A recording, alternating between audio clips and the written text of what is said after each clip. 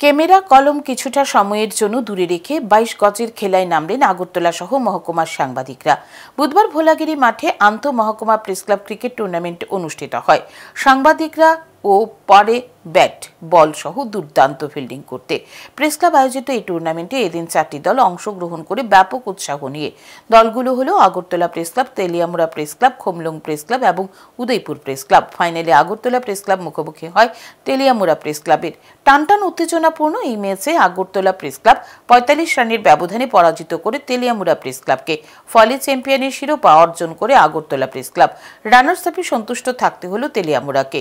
Final ম্যাচের সেরা cricketer হলেন প্রণব শীল, সেরা বোলার দিব্যেন্দু দে, সেরা ফিল্ডার অঞ্জন দে এবং সেরা ব্যাটসম্যান হলেন সুব্রত দেবনাথ।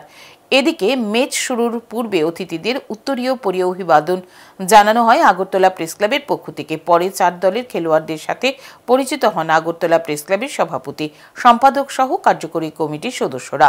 ফাইনাল শেষে অতিথিরা বিজয়ীদের হাতে ট্রফি তুলে দেন।